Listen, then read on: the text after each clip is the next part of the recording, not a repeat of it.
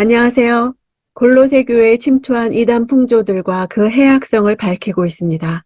오늘 본문은 골로새서 2장 16절에서 23절입니다. 16절.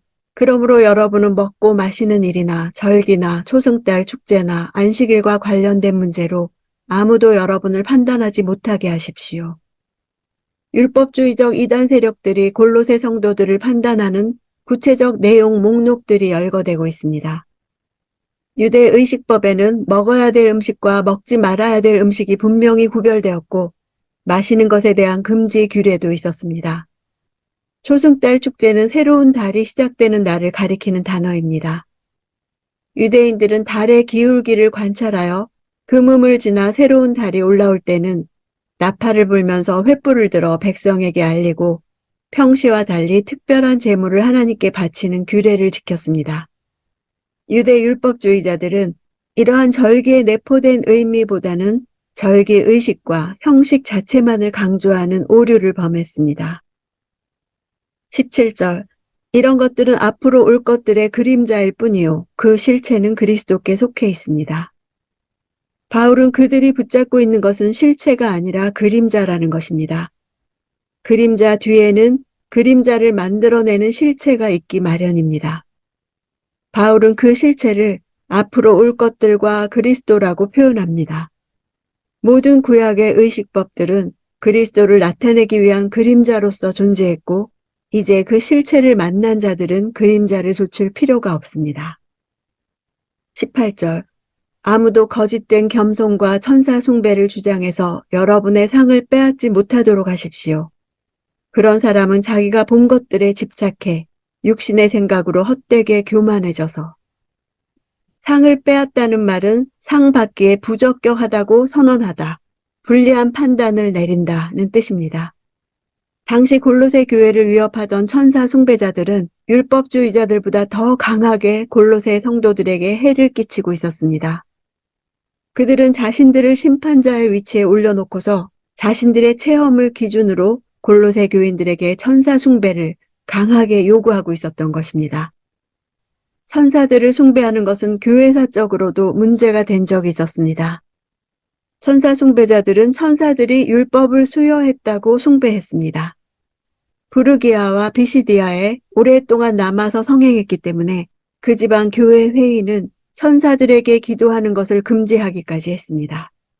오늘날까지도 부르기아와 그 부근 지방에 미가엘의 기도서들이 남아있음을 볼 수 있습니다. 거짓된 겸손이란 하나님께 직접 나아가기에는 자신이 너무나 하찮은 존재이기에 결국 하나님과 인간 사이에서 중개하는 천사를 숭배해야 한다고 천사 숭배 행위를 정당화하는 것입니다. 그들은 자신의 신비 체험을 중요시하여 교만해졌습니다. 남들이 체험하지 못하는 것을 체험해야 자신의 신앙이 더 깊은 것처럼 여겨지는 분위기 속에서 사람들은 보지 않은 것도 마치 본 것처럼 거짓으로 과장해서 말했습니다. 19절. 머리를 굳게 붙들지 않습니다. 온몸이 머리이신 그리스도로부터 마디와 힘줄을 통해 영향을 공급받고 서로 결합돼 하나님께서 자라게 하시는 대로 자라납니다. 머리를 붙들지 않는 것은 그리스도께 연결되어 있지 않다는 말입니다. 몸에서 분리된 지체가 생명을 잃어버리는 것과 같이 머리 대신 그리스도와 연결되지 않는 자들은 생명이 없어 성장할 수 없습니다. 천사 숭배자들에게서 가장 중요한 신앙의 대상은 자신들이 체험한 천사들이었습니다.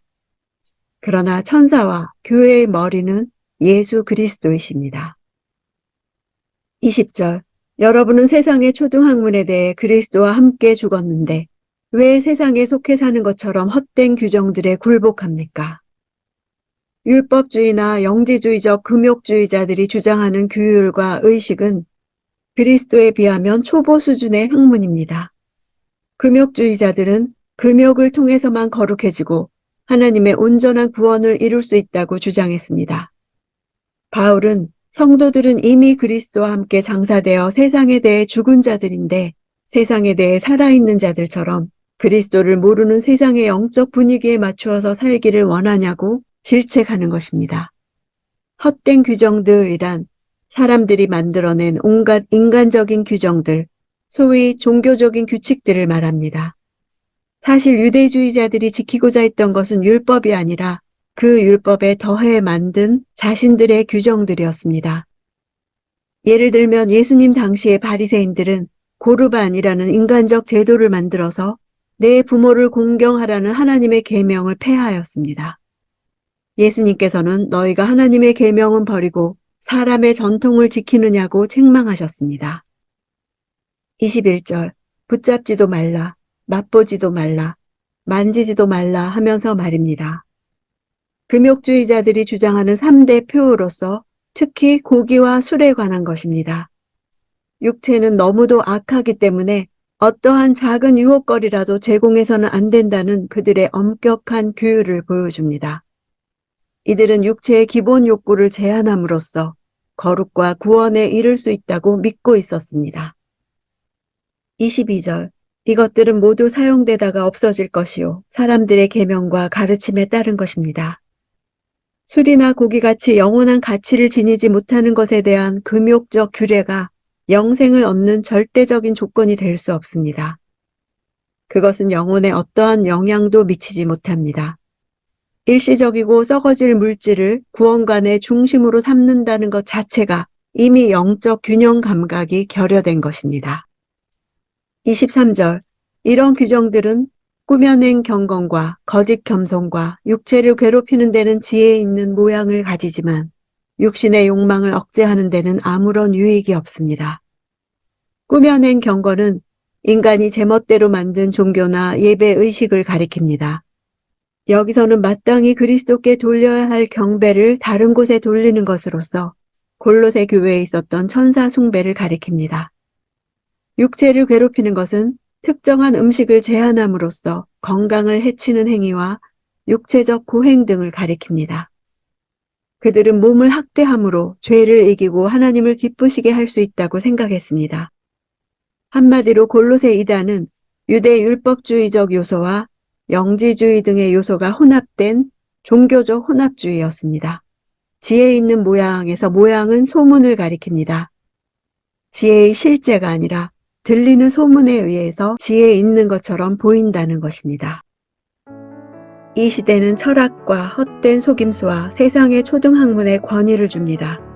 비록 그들의 가르침 가운데 지혜로운 것도 있고 유익한 것도 있지만 다 인간의 가르침을 따른 것이기 때문에 한계가 있습니다. 위로부터 난 지혜가 아니기 때문입니다. 세상 종교의 가르침으로는 구원에 이르지 못합니다. 아무리 열심히 수양하고 계율을 지킬지라도 인간은 죄를 완전히 벗어날 수 없기 때문에 구원에 이르지 못합니다. 구원이란 오직 하나님의 은혜로 가능합니다. 예수 그리스도가 곧 우리를 위한 하나님의 은혜요, 선물입니다. 물에 빠져서 거센 물결에 휩쓸려 떠내려가는 사람이 자기 스스로의 힘으로는 도무지 빠져나올 수 없게 되었을 때 그 사람이 구원받을 오직 한 가지 길은 다른 사람이 그를 건져주는 것입니다. 죄에 빠져 죽어가는 우리를 건지라고 보냄받은 분이 바로 예수 그리스도십니다. 우리가 살고자 하면 하나님이 보내신 구원의 줄인 예수님을 붙드는 길밖에 없습니다.